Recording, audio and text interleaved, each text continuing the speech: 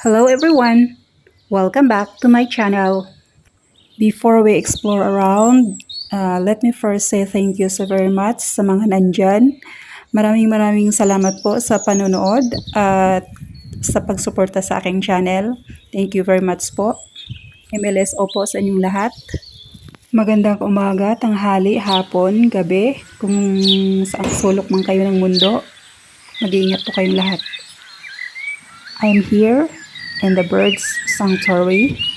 I'm going to bring you there. Maybe we can see some birds. And also there's a lot of koi's here and turtles. That's what I'm going to show you today. So let's just walk around. Just keep on watching and enjoy yourselves watching the natural resources we can see over here. Let's just walk through this road, and yeah, as you can see here, it's very clean. Let's just walk and walk until we reach into the place where the koi's are there.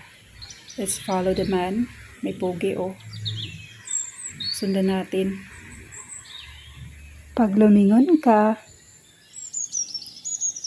so hindi siya lumingon guys, ibig sabihin may stiff neck siya. O siya, huwag maingay, atin-atin lang to ha. So we're here in the pond and there's a lot of birds here. Before I come here, I saw a squirrel hit by the car. This is a very protected place for the birds and fish. So let's enjoy watching. Follow me ha. Huwag kayong bibitaw dyan. 15 minutes lang to. Okay? Let's just walk and walk and walk until we're there. So we're closer now. As you can see here, this is very nice place and green. If you love nature, you will enjoy the place and the atmosphere. So here, while walking, all you can hear are the birds singing. There's a lot of birds here around, and mostly in the afternoon, you can see a lot of birds on the street. They're hopping from one place to another. But for now, it's already past 5 o'clock in the afternoon here. So maybe the birds are already in their nest or in the trees. So all we can hear now is their voice singing. They're very noisy anyway. And let's just enjoy their songs. Anyway, it's good for our health. It's very relaxing and it can heal and relieve our stress. So hope you enjoy guys. Let's all relax ourselves and escape for some minutes from our stressful day. Today before we're going to sleep and start another day for tomorrow. Hope I help a little bit and relaxed you for some minutes. There's a lot of fish here. There's a turtles and a koi's. There's also a lot of carpa. It's big already. Pwede na yan ihawin. Kaya lang bawal yata eh. May mga naka-assign po nagfi-feed sa mga yan. Kanina may nakita akong couple na nagfi-feed sila ng mga baby fish at saka turtles. Ayaw lang nilang magpakita sa camera kasi. Kaya hindi ko sila pinapakialaman. Enjoy watching guys. Diyan lang kayo. Dito lang yung mga karpa. Ang dami nila oh. Mamaya lalabas yung napakaraming kois. Pag ganito na hapon at saka early in the morning, ang dami-daming birds talaga guys. Ang dami-daming yung voice nila talagang sobrang ingay. Minsan sila na yung nangigising sa akin sa umaga, yung ingay ng mga birds around, lalo sa window. Tapos tsaka kasi very protected sila kasi very exclusive tong place. Walang gaanong tao at saka walang mga public vehicles na makakapasok dito. So, very protected talaga yung sanctuary nila. There's a lot of benches around. So, pag gustong mag-relax, pwede ka lang umupo.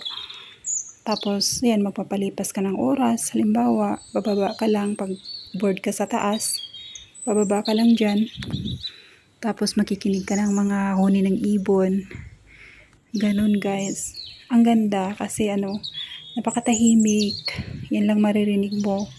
Yung mga mga huni nila. Pag pag sanay ka sa bundok, kagaya ko na probinsyana, so nai-enjoy ko yung yung mga huni ng ibon, yung kung ano-ano na lang dyan na, basta yung very natural. So, dyan ako mahilig guys. So, parang ang dami ko na yatang sinasabi, no?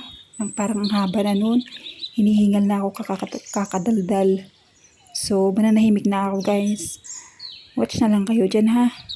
Antayin nyo yung lalabas yung napakaraming kois. Enjoy watching. Sa totoo lang guys, ang hirap-hirap talagang magtagalog. Nababalo-baluktot yung dila ko. Tsaka kasi, Bisaya ako guys, Bisaya, okay? Kaya ang Tagalog ko guys, pagpasensyahan nyo na kasi ang tigas. Ganun talaga guys. Kaya nag-i-English ako. Yan yung dahilan. Kaya naririnig nyo ako lagi nag-i-English. Mas okay sa akin mag-English kaysa mag-Tagalog kasi ang tigas ng dila ko, oh my God. Ganun. So, alam nyo na guys ha. Pag nag-English ako, alam nyo na sobrang nahihirapan akong mag-Tagalog. So, ganun na lang ha. Intindihin nyo na lang ako ha. Pag nag-i-English ako. Maraming salamat po sa inyong lahat. Ipagpatuloy nyo lang po yung pagsubaybay sa aking mga vlogs. At isi-share ko sa inyo ang mga magagandang places dito. At ibabahagi ko rin po sa inyo ang mga recipe na niluluto ko dito sa aking trabaho. So, hope you enjoy my vlogs. Keep on watching my videos. And please support my channel. At kung hindi ka pa naka-subscribe sa aking channel, siguro panahon na para pindutin mo yung pula dyan para maging itim. And let's support each other. At sa mga naka-subscribe na po sa aking channel, muli maraming salamat po sa inyong lahat sa suporta at pagmamahal at sa pag-ampon sa akin bilang Zhul Abi. Maraming salamat po sa inyong lahat. Enjoy watching everyone.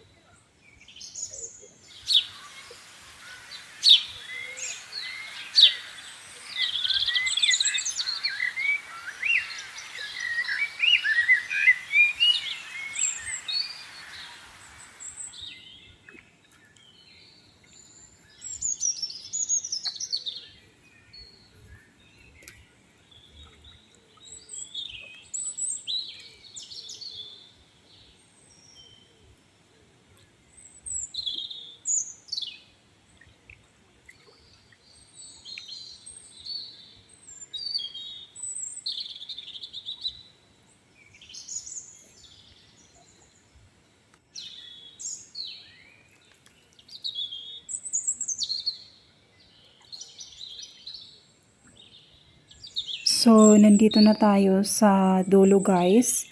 Antayin nyo na lang na lumabas yung napakaraming kois na iba't ibang kulay. Hope you enjoy and thanks for watching everyone. And please don't forget to subscribe. Thank you. See you in my next adventure. Have a good night.